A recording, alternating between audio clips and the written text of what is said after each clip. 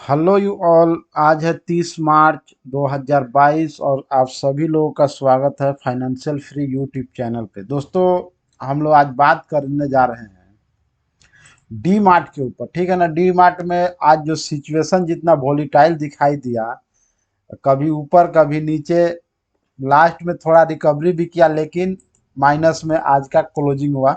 आज का मैं लिख के रखा हूँ आपको। ओपन का बात करें तो 4025 पे लो बना दिया 3945 का, और हाई 4084 का। ठीक है, तो इसको मैं मिटा देता हूँ। मार्केट कैपिटलाइजेशन तो आपको पूछना ही नहीं है, 2,56,000 करोड़ का जो प्राइस अभी दिखा रहा है यहाँ पे, ये दिखाई दे रहा है 3973 का प्राइस दिखाई दे रहा है। लेकिन इसमें थोड़ा गड़बड़ हो सकता है, अपडेट नहीं हुआ होगा तो प्राइस मतलब ऊपर की तरफ गया है, माइनस कम हुआ है। ठीक है ना। 52 ये हाई है, 5,900 ये लो है, नो प्रॉब्लम। पी रेशियो थोड़ा ज़्यादा दिखेगा आपको, 173। आर ओ सी का बात करें तो बढ़िया मानेंगे हम लोग, बड़ी कंपनी है तो इतना भी बढ़िया है। और आर ओ ई का भी बात करें, ये भी बढ़िया है। फेस वैल्यू 10 का, डिविडेंड कुछ नहीं देती है। ये आज का सिचुएशन है, मतलब ये ओवरऑल जो कंपनी का सिचुएशन है इसके ऊपर। उसके बाद मैं आपको लेके चलता हूँ कि कितना डिलीवरी उठाया जा रहा है पिछले 7 दिनों में। अगर आज की बात हम लोग छोड़ दे तब क्योंकि आज का जो 30 मार्च का, इसमें ये नहीं हुआ, अपडेट नहीं हुआ, उसको मैं दूसरी साइड पर आपको एनएससी के साइड पर दिखा दूंगा। देखिए, ये कल का बात है 29 मार्च को, यहाँ पे 58% डिलीवरी उठाया गया। ठीक है ना। उसके बाद यहाँ पे देखिए, यहाँ पे 28 मार्च, यहाँ पे देखिए आप 50% डिलीवरी उठाया गया है।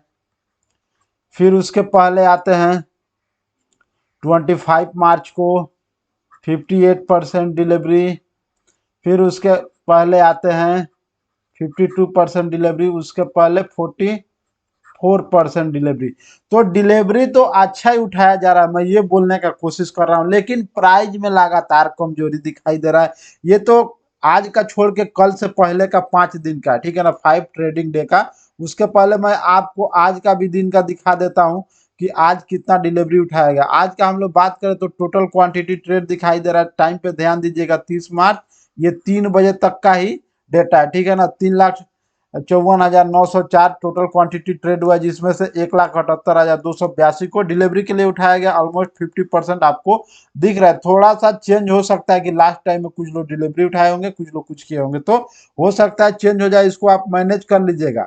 तो मैं जैसे आपको ये बोलना चाहता हूं कि देखिए, डिलीवरी तो उठाया ही जा रहा है, ठीक है ना, और सिचुएशन भी थोड़ा सा कमजोर दिखाई दे रहा है। जो डिलीवरी है वो तो सही उठाया जा रहा है, 58 50 ये सब, 58 50 52 ये सब, और 50 को हम लोग बुरा नहीं मानेंगे। जहां तक मेरा अपना मानना है, इसको डिलीवरी को मैं बुरा नहीं मानूंगा। उसके बावजूद कमजोरी दिखाई दे रहा है प्राइस में। ठीक है ना। लास्ट टाइम में तो कभी ये हाई में भी चल रहा था, लास्ट टाइम में लो में ही क्लोजिंग हुआ।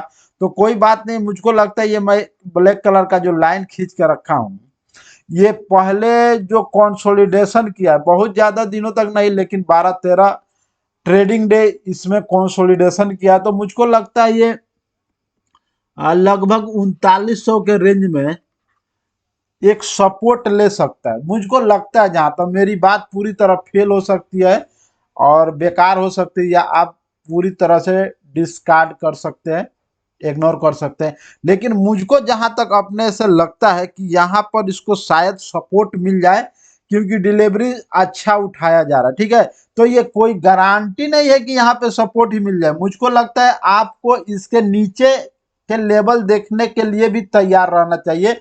अगर यहाँ ये सपोर्ट नहीं लेता है इस रेंज में, तो ठीक है ना, तो इसके नीचे का लेवल भी देखने के लिए तैयार होना चाहिए। मैं ये बोलना चाहता हूं कि आप इसमें लॉन्ग टर्म के लिए माल उठाइए। एक वीक में एक क्वांटिटी उठाइए, 2 क्वांटिटी उठाइए, जैसे आपका पैसा हो। अपने खर्च के पैसा को प्लीज मत डालिए अभी स्टॉक मार्केट में। क्या होगा आगे, ये 2008 के जैसे सिचुएशन बनेगी कि 2002 सॉरी 2000 सन 2000 के जैसे सिचुएशन बनेगी, कुछ पता नहीं है। ठीक है ना। स्टॉक मार्केट में किसी को कुछ पता नहीं है। हाँ, और दूसरी बात ये, हम लोग मार्केट को टाइमिंग नहीं कर सकते, टाइमिंग नहीं कर सकते। हाँ, यहाँ से गिर के वहां से भाग जाएगा, कल से शुरू होगा चलना कि परसों से चलना शुरू होगा, ये किसी को पता नहीं है। किसी को पता होगा लेकिन मुझको तो पर्सनली कुछ पता ही नहीं। तो मैं इस स्टैंडर्ड पर चलता हूं कि माल को एक्यूमुलेट किया जाए लॉन्ग टर्म के लिए। शॉर्ट टर्म वाले बच के रहें, स्टॉप लॉस लेके काम करें। अगर कहीं काम कर रहे हैं तो वो भी जिस स्टॉक में बुलिश मोमेंटम दिखाई दे रहा है उसी में वो लोग काम कर सकते हैं। लेकिन मैं इसमें लॉन्ग टर्म निवेश की बात कर रहा हूं कि मुझको लगता है कि लॉन्ग टर्म में यहाँ लॉस नहीं होगा, जितना मेरा मानना है। तो मैं आपको इसका आरएसआई का लेवल भी प्रेजेंट कर देता हूं। आरएसआई का लेवल देखिए यहाँ पे 39 दिखाई दे रहा है, ठीक है ना। तो आप देख सकते हैं कि अगर इसमें गिरावट हुआ तो फिर से ये ओवरसोल्ड के तरफ चल सकता है, ठीक है ना। जबकि एमएससीडी और सिग्नल लाइन पहले से बेयरिश क्रॉस ओवर में है, तो हो सकता है ज्यादा गिरावट ना हो और जो सपोर्ट है वहां पे आके 3900 के करीब 3900 के करीब सपोर्ट ले ले। लेकिन इसमें कोई गारंटी नहीं कि और ये लोअर रेंज भी आ जाए, ठीक है ना। तो इसीलिए मैं आपको बोलता हूं कि टाइमिंग हम लोग नहीं कर सकते हैं किसी भी शेयर का या फिर मार्केट का। तो हमारे पास एक ही हथियार है, वो हथियार है एक्यूमुलेट का। एक्यूमुलेट करके हम लोग एक तरह से ये देख सकते हैं, मतलब लॉन्ग टर्म में लॉस नहीं होगा। अगर अपने खर्चे को पैसा को नहीं डालिए इसमें, तो मुझको नहीं लगता है कि ये शेयर में आपको लॉस होने जा रहा है। जहां तक प्रमोटर साहब की बात है, ईमानदार आदमी है, ईमानदार छवि है, मुझको जहां तक मालूम है उनके बारे में दमानी साहब का, ठीक है। यहाँ पे हमारा बात खत्म होता है और मैं आपको लेके चलता हूँ टिकट टैब के ऊपर। टिकट टैब के ऊपर हम लोग देख लेते हैं कि इसमें एनालिस्ट क्या राय दे रहे हैं एक साल आगे के लिए। तो एक साल आगे के लिए मैं ये क्लिक कर दिया हूँ और फोरकास्टिंग हमारे सामने देखिए। बड़ी संख्या में एनालिस्ट का राय है, लेकिन 28 एनालिस्ट का राय है, लेकिन मात्र 21% एनालिस्ट राय दे रहे हैं कि आपको इसमें बाइंग करना चाहिए। तो संख्या तो ज्यादा है लेकिन बाइंग का रिकमेंडेशन देने वाली संख्या बहुत कम है। फोरकास्टिंग फॉर मार्च 2023 का बात करें तो 80% का रिटर्न मिल सकता है, लेकिन लोअर में रहा तो 29% डाउन भी आ सकता है, ठीक है ना। 29% डाउन भी आ सकता है। या अपर मीडियम में रहा तो ऑलमोस्ट यही प्राइस घूमता हुआ मिलेगा, 6 या 7% से का रिटर्न मिल सकता है, ठीक है ना। तो मुझको सिचुएशन इसमें बहुत खराब नहीं लग रहा लॉन्ग टर्म के लिए, ठीक है ना।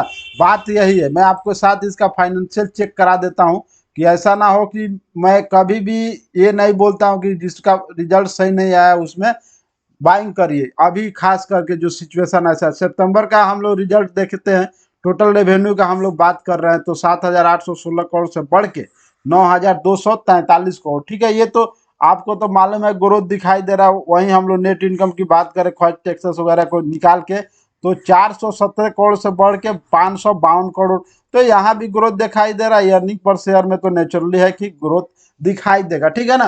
तो रिजल्ट तो सही है, ठीक है ना। उसके बावजूद कमजोरी आज मार्केट में तेजी होने के बाद भी इसमें कमजोरी हावी है। ये थोड़ा चिंता का विषय है क्योंकि लास्ट में मैं देखा था कि इसमें बेचने वालों की संख्या बढ़ गई थी, सेलर लोग ज्यादा हो गए थे और बायर कम हो गए थे।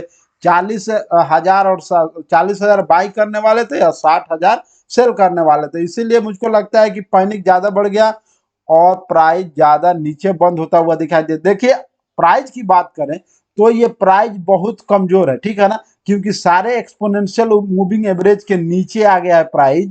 तो इसको हम लोग क्या मानेंगे, टेक्निकल के भाषा में कमजोर मानेंगे। तो ये ऐसा नहीं है कि कल परसों गिरते रह जाए। हाँ, गिरावट भी हो सकता है और हो सकता है कल से ही इसमें तेजी भी आ जाए, ठीक है ना। तो दोनों साइड के लिए तैयार रहना चाहिए मुझको, आपको जहां तक लगता है।